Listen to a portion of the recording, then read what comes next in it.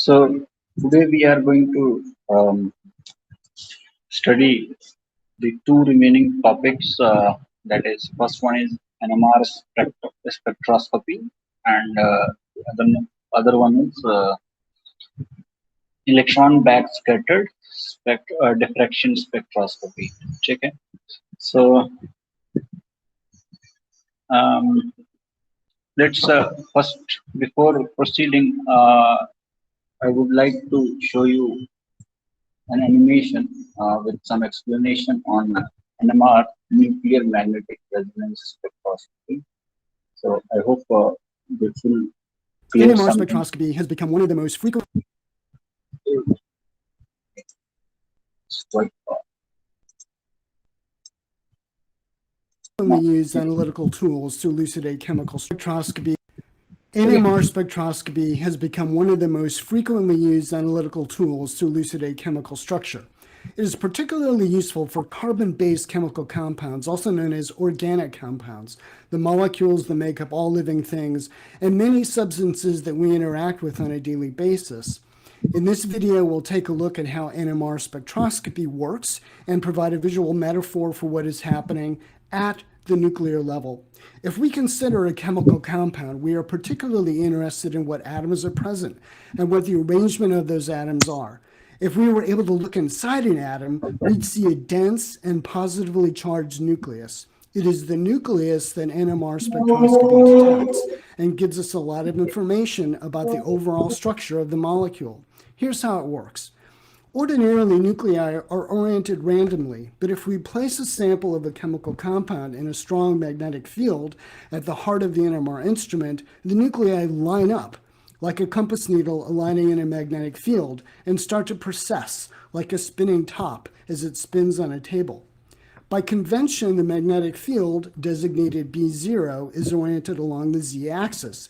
Different nuclei have different spins, and the ones with spin 1/2 can exist in one of two possible spin states. These include the following atomic isotopes. The hydrogen nucleus, usually referred to as simply the proton, is present in almost all organic compounds and is the one most frequently analyzed by NMR.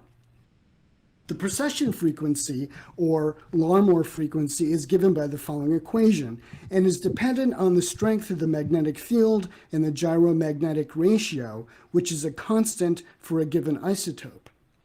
If we apply now a short radio frequency pulse, or RF pulse, at right angles to B0, the nuclei will flip down to the XY plane in unison and continue to precess. Let's represent the average magnetic moment of a set of nuclei by this sphere. At equilibrium, the magnetization vector will be aligned along B0 as depicted here. As we've seen, the RF pulse will flip the magnetization vector to the XY plane. The rotating magnetization vector induces a current in a receiver coil. This signal is detected and amplified. We can see that the oscillating signal sweeps out a sine wave with decreasing magnitude as the nucleus realigns with the magnetic field B0. This wave is called the free induction decay, or FID. If each proton sweeps down an FID at the same frequency, then each proton would look identical, and we wouldn't be able to learn anything about the overall structure of the molecule. But here's the key. Each proton is in a unique chemical environment. Let's consider two protons in different parts of the molecule. Each will be exposed to a different magnetic field depending on the electron density distribution.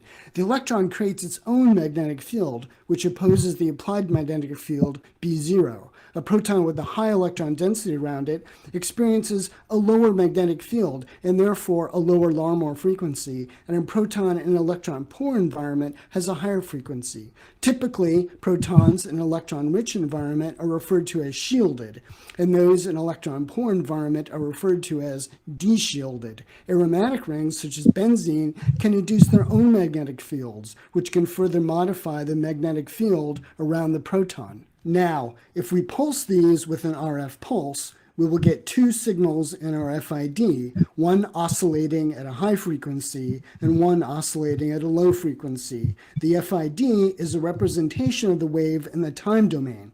The Fourier transformation mathematically converts this to the frequency domain, which allows for a visual representation in an NMR spectrum, with the shielded protons giving peaks at the right side and the de-shielded protons giving peaks on the left side.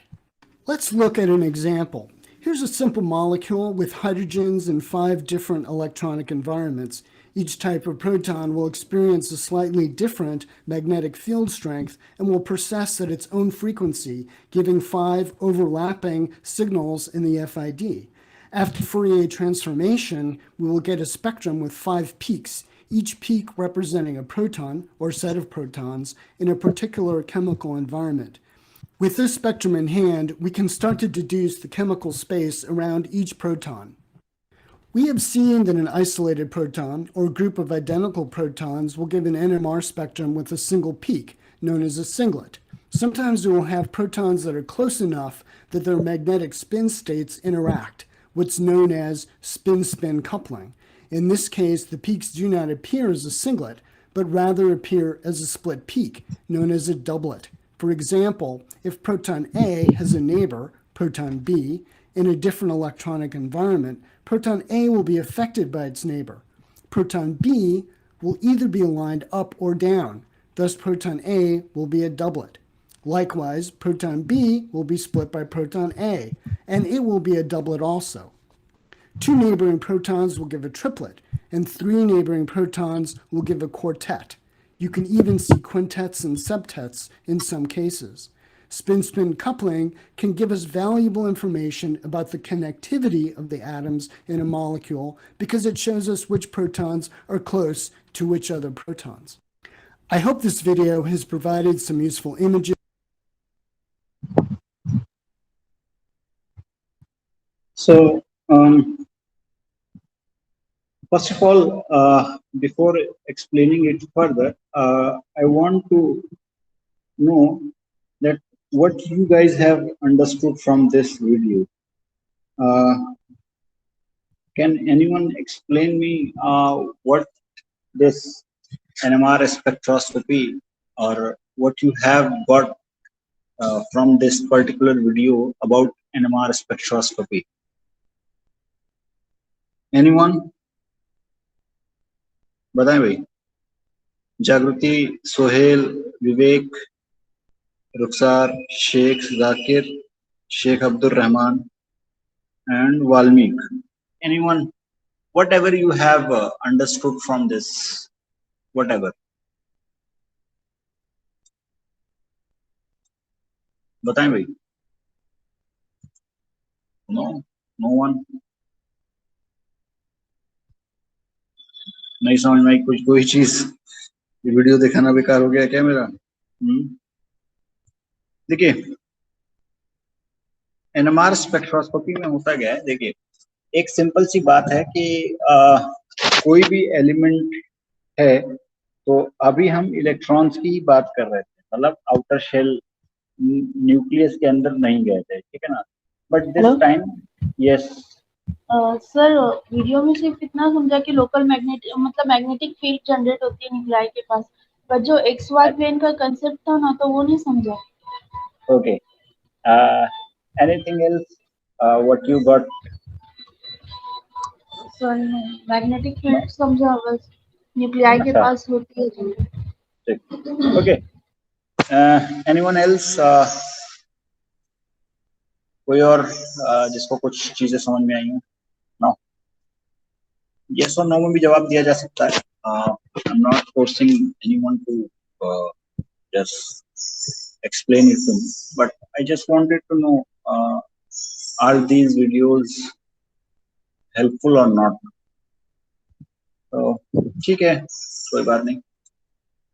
देखिए होता क्या है कि yes. Sir, frequency changes between the shielded and unshielded parts. चलिए, मतलब bit टुकड़ों में information आ रही है, ठीक है, ओके, ठीक. चलिए कोई बात नहीं, देखते हैं इसको, देखते हैं। तो होता क्या है कि न्यूक्लियस के अंदर आपको क्या मिलते हैं, न्यूट्रॉन्स एंड प्रोटॉन्स, ठीक है। और ये स्टेशनरी नहीं होते हैं, स्टेशनरी नहीं होते हैं, not stationary, they always spin about their own axis, about their own axis, ठीक है। जो न्यूक्लियस न्यूक्लियस के अंदर जो आपके न्यूट्रॉन्स और प्रोटॉन्स हैं, they always spin around their own axis, और उसकी वजह से क्या होता है, एक मैग्नेटिक, उस पर्टिकुलर न्यूक्लियाई की, मतलब न्यूट्रॉन या प्रोटॉन की मैग्नेटिक फील्ड जनरेट होती है, ठीक है, मैग्नेटिक फील्ड, ठीक है।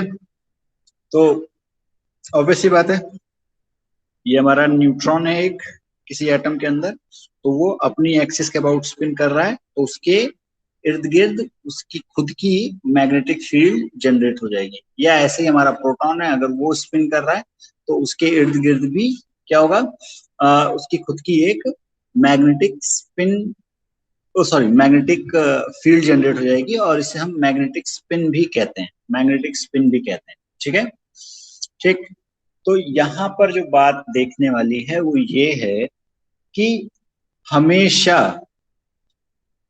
अगर एक न्यूट्रॉन या एक न्यूक्लियाई, न्यूक्लियस के अंदर सिर्फ एक न्यूक्लियाई है, आइदर न्यूट्रॉन या proton, then what, half spin होगी, हाफ स्पिन काउंट करेंगे। एक न्यूक्लियाई का स्पिन जो हम काउंट करेंगे वो हाफ स्पिन काउंट करेंगे, ठीक है, हाफ स्पिन। एंड अगर मान लीजिए कि दो न्यूक्लियाई हैं, एक न्यूट्रॉन और एक प्रोटॉन है, then if it is spinning like this, तो इसकी अगर हम पॉजिटिव हाफ काउंट करते हैं, तो दूसरा जो न्यूक्लियाई होगा वो डेफिनेटली अपोजिट डायरेक्शन में स्पिन करेगा, अपोजिट डायरेक्शन में स्पिन करेगा, और इसकी स्पिन काउंट क्या करेंगे हम, नेगेटिव, इसकी स्पिन काउंट हम क्या करेंगे, नेगेटिव, ठीक है। ये बात समझ में आ रही है। तो यहाँ पर एक चीज जो समझ में आई है वो ये है कि ओवरऑल मैग्नेटिक स्पिन या ओवरऑल मैग्नेटिक फील्ड जो है किसी भी न्यूक्लियाई या न्यूक्लियस की कब हमें नजर आएगी, कब हमें नजर आएगी, जब उस न्यूक्लियस के अंदर नंबर ऑफ न्यूक्लियाई जो हैं वो ऑड हो, वो ऑड हो, ठीक है, नंबर ऑफ न्यूक्लियाई जो है वो ऑड हो, या इसको आप इनडायरेक्टली ऐसे भी कह सकते हैं, क्या मास नंबर जो है एटम का वो क्या हो, मास नंबर जो है वो एटम का क्या हो, बताइए भाई, मास नंबर ऑड हो, ठीक है। अगर इवन हुआ मास नंबर, ठीक है ना, number of protons and number of neutrons का सम जो है अगर वो इवन हुआ, तो वो एक दूसरे की मैग्नेटिक स्पिन जो है वो कैंसल आउट कर देंगे, वो कैंसल आउट कर देंगे, ठीक है। ये बात समझ में आ रही है, यस और नो? इतनी बात समझ में आ रही है? तो सर एक मैग्नेटिक, बार रिपीट कीजिए। ओके, आपके जो न्यूक्लियस के अंदर न्यूट्रॉन्स और प्रोटॉन्स जो हैं वो अपनी एक्सिस के अराउंड मूव कर रहे हैं, रोटेट कर रहे हैं या स्पिन कर रहे हैं, ठीक है ना, और उस स्पिनिंग की वजह से उनकी खुद की मैग्नेटिक फील्ड जनरेट हो रही है, ठीक है। ठीक, तो अगर दो न्यूक्लियाई हैं, ठीक है ना, एक न्यूट्रॉन एक प्रोटॉन, या दो न्यूट्रॉन या दो प्रोटॉन अगर आपके पास हैं, ठीक है ना, तो क्या होगा कि अगर एक क्लॉकवाइज मूव कर रहा है तो दूसरा एंटी क्लॉकवाइज मूव करेगा, ठीक है। और जब एक क्लॉकवाइज मूव कर रहा है तो उसकी स्पिन अगर हमने माइनस हाफ रखी है, तो जो दूसरा एंटी क्लॉकवाइज मूव कर रहा है उसकी स्पिन ऑटोमेटिकली प्लस हाफ हो जाएगी, ठीक है ना, अपोजिट स्पिन। और ये दोनों एक दूसरे को कैंसिल कर देंगे, ठीक है ना। तो इसका मतलब है कि जब भी हमारे न्यूक्लियस में इवन नंबर ऑफ न्यूक्लियाई होंगे तो नेट मैग्नेटिक फील्ड, ठीक है ना, या नेट मैग्नेटिक स्पिन जो है वो क्या होगी, जीरो होगी। नेट मैग्नेटिक स्पिन जो होगी वो जीरो होगी। और अगर हमारे पास नंबर ऑफ न्यूक्लियाई या मास नंबर जो है वो ऑड हुआ न्यूक्लियस का, ठीक है, देन सारे के सारे then there will be some magnetic spin रहेगी, there will be some magnetic spin, non zero magnetic spin हमारे एलिमेंट में रहेगी, हमारे एलिमेंट में रहेगी, ठीक है ना। हमारे न्यूक्लियस या हमारे एटम में नॉन जीरो मैग्नेटिक स्पिन रहेगी, ठीक है। ये बात समझ में आ रही है? सर ये प्रीवियस सेंटेंस रिपीट कीजिए एक बार। अगर पॉजिटिव सॉरी अगर नंबर ऑफ न्यूक्लियाई जो है वो इवन है तो क्या होगा, वो एक दूसरे को कैंसिल कर देंगे, क्योंकि एक अगर पॉजिटिव स्पिन दे रहा है तो दूसरा नेगेटिव स्पिन देगा, ठीक है, दूसरा नेगेटिव स्पिन देगा, ठीक। तो जब इवन नंबर होंगे तो ऑब्वियस ही बात है वो एक दूसरे को कैंसिल करके आपकी मैग्नेटिक स्पिन को जीरो कर देंगे, ओवरऑल मैग्नेटिक स्पिन को जीरो कर देंगे। लेकिन जब नंबर ऑफ न्यूक्लियाई जो है ऑड होंगे, ठीक है ना, तो then there will always be some what, क्या होगा भाई, there will be always be some non zero, मतलब प्लस हाफ मैग्नेटिक स्पिन या माइनस हाफ मैग्नेटिक स्पिन रहेगी ही रहेगी जब आपके नंबर ऑफ न्यूक्लियाई जो है वो ऑड नंबर में हो, ऑड नंबर में, ठीक है, ये बात रहेगी। तो there will be some magnetic spin always be present if your nuclei number of nuclei या फिर मास नंबर जो है वो ऑड में हो, ऑड हो, ठीक है। ठीक, कहने का मतलब 1 3 5 7 9 एंड सो ऑन, ठीक है। इसमें है तो आपका number of sorry there will be always be some magnetic spin, non zero magnetic spin रहेगी। और अगर इवन नंबर में है तो there will always be zero magnetic spin, zero magnetic spin, ठीक है। यहाँ सर तक साइन का नहीं इफेक्ट होगा ना सर, जैसे कि अभी क्लॉकवाइज को पॉजिटिव एंटी क्लॉकवाइज को नेगेटिव, तो वो भी हम कंसिडर करेंगे ये मैग्नेटिक फील्ड डिसाइड करने के लिए? अरे भाई वो ऑब्वियस ही बात है कि डायरेक्शन बदल जाएगी मैग्नेटिक फील्ड की, ठीक है, उसमें आपको इतना भी नहीं जाना है कि किसके रोटेशन की वजह से किस डायरेक्शन में रोटेट कर रही है तो उसकी वजह से क्या एग्जैक्ट वैल्यू आ रही है। बस आपको ये समझना है कि एक डायरेक्शन में अगर पॉजिटिव आ रही है तो दूसरे डायरेक्शन में नेगेटिव स्पिन आएगी, बस इतना ध्यान रखना, ठीक है। ओके सर, ठीक है। ठीक है। सो ये बात तो समझ में आ रही है। तो इतनी बात तो ये, इससे एक चीज तो क्लियर हुई कि न्यूक्लियर मैग्नेटिक स्पेक्ट्रोस्कोपी जब आपको करनी है तो आप उन्हीं एलिमेंट्स की न्यूक्लियर मैग्नेटिक स्पेक्ट्रोस्कोपी कर पाएंगे जिनमें नंबर ऑफ एटम्स और नंबर ऑफ न्यूक्लियाई जो है वो क्या हो, ऑड हो, ठीक है, नंबर ऑफ न्यूक्लियाई हो वो हो ऑड हो, ठीक है, ये बात तो समझ में आ रही है। अच्छा, अब ये न्यूक्लियर मैग्नेटिक स्पेक्ट्रोस्कोपी होती क्या है? तो ऑब्वियस सी बात है कि कोई भी एलिमेंट है या कोई भी कंपाउंड है, ठीक है, कोई भी कंपाउंड है तो उसमें ये एलिमेंट्स होंगे। कोई भी, ये मान लीजिए एक लार्ज ऑर्गेनिक कंपाउंड है, ठीक है ना, लार्ज ऑर्गेनिक कंपाउंड बेंजीन ही मान लीजिए, ठीक है,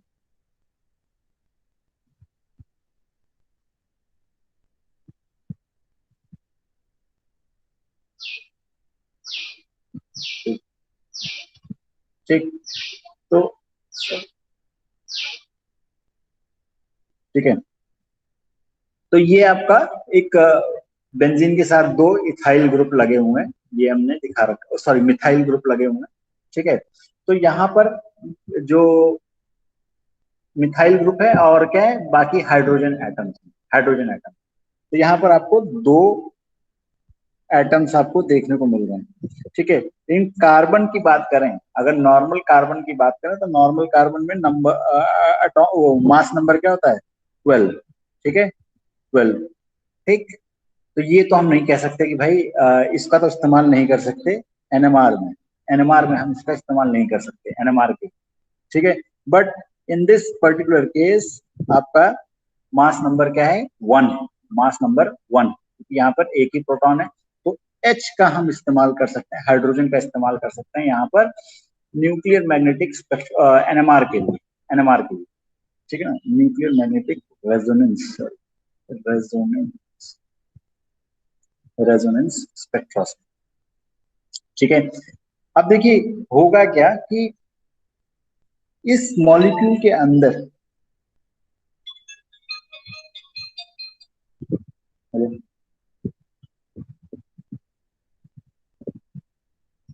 आता हूँ,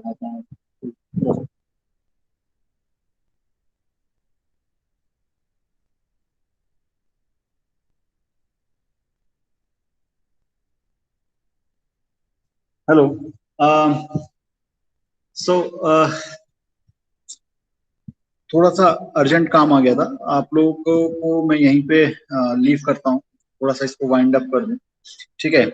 तो एक minute,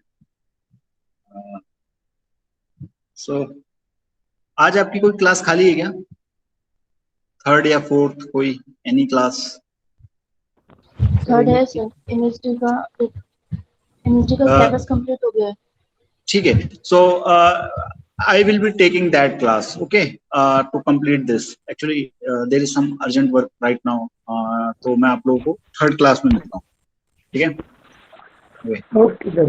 Sorry for this, but it's really urgent. It's okay, sir. Okay.